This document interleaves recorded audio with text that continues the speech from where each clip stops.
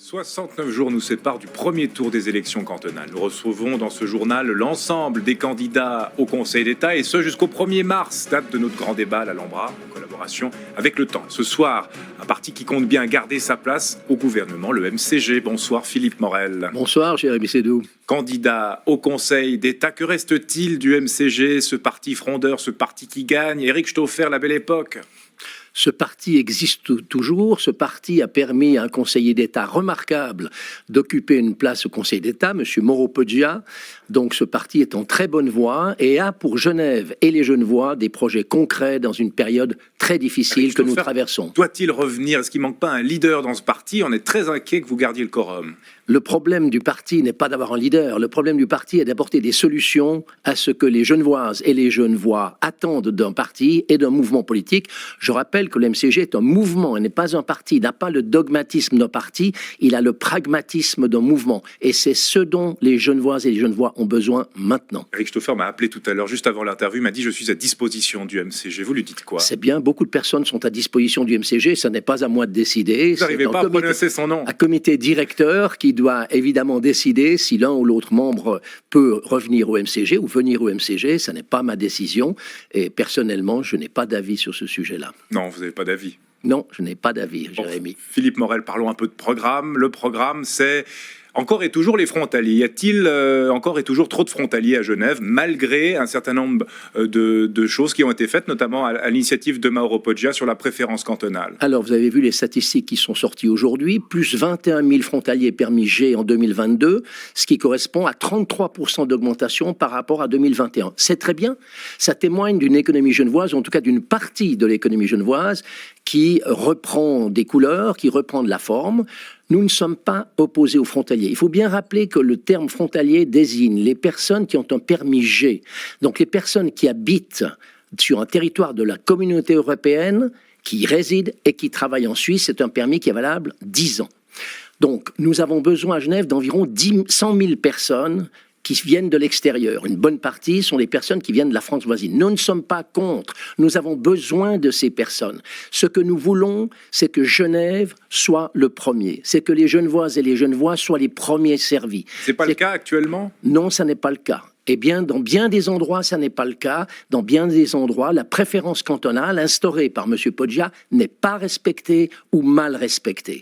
Et donc là, c'est un problème. C'est un problème pourquoi? Parce qu'on a à Genève des jeunes qui désirent des emplois, des jeunes qui désirent des places de travail et qui, pour un certain nombre, ne peuvent pas les obtenir parce que dans le processus de sélection des nouveaux engagés, eh bien, nous avons une préférence qui n'est pas genevoise. Nous voulons placer Genève au centre du problème et nous voulons une priorité pour Genève. Ce qu'on entend aussi beaucoup, c'est des entrepreneurs qui nous disent on n'arrive pas à trouver la main-d'œuvre ici, on est obligé d'aller la chercher ailleurs. Que faut-il faire alors pour trouver la main-d'œuvre ici? Très bonne remarque. Le MCG demande, ça ne vous aura pas échappé, Jérémy, un plan Marshall pour la formation. Oui, un plan Marshall, rien de plus.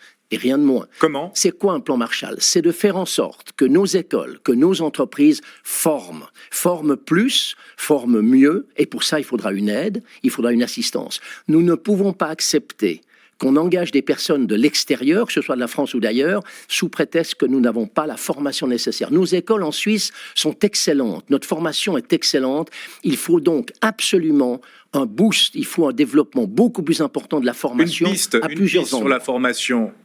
Une piste. Eh bien, que les entreprises aient des facilités financières pour former au degré, au niveau qui est nécessaire, leurs employés ou respectivement les personnes résidant genevois, quelle que soit leur nationalité, résidant genevois ou suisses, pour qu'elles occupent les postes qui sont nécessaires. Il faut que l'on épuise vraiment les possibilités locales et pour ceci, vous l'avez très bien dit Jérémy, il faut former, mieux former. Nous ne formons pas assez. Comment régler ces problèmes de bouchons? Ou est-ce que c'est quelque chose qui restera comme ça pour l'éternité, tant que Genève est attractive? Écoutez, une Genève sans goût de bouchon, vos solutions? Écoutez, la mobilité est un problème majeur. On a vu dans quel catimini, et le terme est modéré, s'est instaurée cette modification substantielle de la mobilité, de nuit, sans concertation, sans rien. Il y a des tas de recours. Les pistes cyclables, elles ont été validées par le peuple, les pistes cyclables. Ah, les pistes cyclables, oui. On est tous conscients qu'il faut changer changer le type de mobilité. Mais il faut le faire dans le respect de la Constitution d'abord, c'est-à-dire en équilibre de l'ensemble des usagers de la voirie, de la route. Et puis deuxièmement, il faut le faire de manière progressive, mais il est évident que le centre de Genève doit avoir une modification des déplacements et de la mobilité en faveur, bien sûr, des piétons, en faveur des transports publics, en faveur des deux roues, motorisés ou non, mais pas dans un catimini comme cela a été fait. Ceci n'est pas acceptable et donne beaucoup trop de recours et beaucoup trop, pour les entrepreneurs, de frustration. Alors concrètement, on fait quoi? Est-ce qu'on instaure un péage urbain? Est-ce qu'on limite les déplacements de la voiture au centre-ville? On supprime les places de parc? Enfin, toutes ces petites chicanes aussi. Non, on sait que diminuer d'environ 5% la circulation à Genève amènerait une fluidité bien plus grande du trafic. Alors évidemment qu'on se tourne vers les personnes qui viennent de l'extérieur. Il faut que les frontaliers dont on a besoin aient la possibilité de parquer leur véhicule à l'endroit où le CEVA s'arrête, à l'endroit où d'autres moyens de transport public s'arrêtent. La France... Les P+R, par exemple. Les P+R. Et votre parti a refusé des P+R en France. Non, le financement, n'a pas refusé le P+R, mais le financement par la Suisse. La France reçoit à peu près 350 millions par an de la Suisse et ils n'ont pas respecté l'engagement de construire des P+R pour que justement ces frontaliers dont on a besoin aient la possibilité de venir au centre de Genève par des moyens de transport publics. Donc des P+R payés par la France. C'est votre programme, mais vous n'aurez aucun moyen de le faire appliquer si vous êtes élu au Grand Conseil. Mais écoutez, il y a d'autres moyens de le faire appliquer, c'est-à-dire qu'on peut à la frontière décider qu'un certain nombre de mesures sont prises pour que nos amis et nos collaboratrices frontaliers soient encouragés, stimulés pour utiliser les transports publics, voire soit éventuellement pénalisés. Mais nous devons modifier cette mobilité qui est nuisible aux entreprises et aux entrepreneurs, qui est nuisible à notre économie. Je ne parle que de ceux qui utilisent professionnellement la voie publique. Philippe Morel, parlons de pouvoir d'achat, parce que c'est un thème de campagne, la fin du mois de celles et ceux qui nous regardent. Quelles sont les solutions du MCG? Alors écoutez, le pouvoir d'achat est un problème majeur. Il concerne toutes les classes d'âge. Il concerne les personnes en activité, il concerne les personnes qui sont à la retraite, il concerne les jeunes. Alors plusieurs pistes peuvent être élaborées. La première, évidemment, c'est la taxation, c'est l'impôt. On a un projet MCG qui a été soumis avec une diminution de l'impôt pour ce qu'on appelle la classe moyenne qui va jusqu'à 12%. Donc la diminution de l'impôt est un des éléments.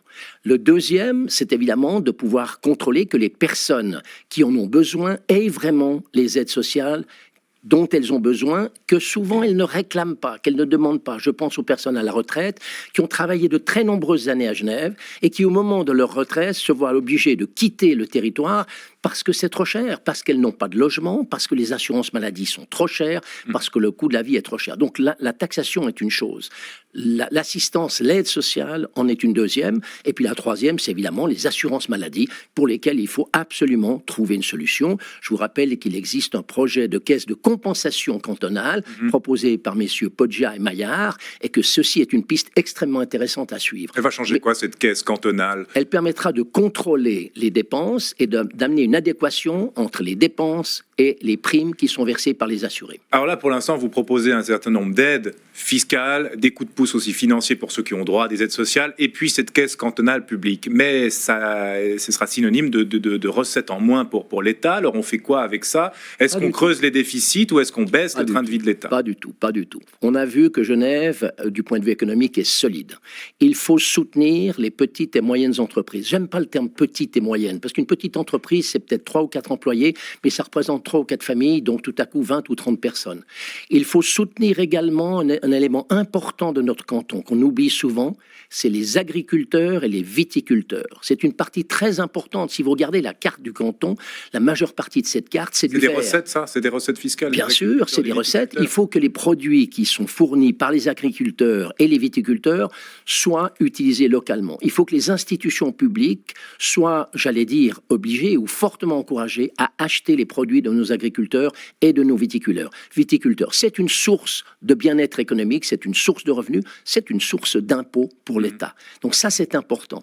Donc en fait, vous allez régler le problème des dépenses par des recettes fiscales supplémentaires? Pas du tout. On ne va pas augmenter les impôts. Non, je vous ai dit. Vous allez susciter grâce à l'essor économique que vous nous promettez. Mais écoutez, on ne promet pas, il existe. On vient de voir aujourd'hui qu'il y a 21 000 travailleurs frontaliers qui ont été engagés en 2022, 33% de plus qu'en 2021. C'est vrai qu'une grande partie sont dans la restauration et dans l'hôtellerie, mais aussi dans les soins.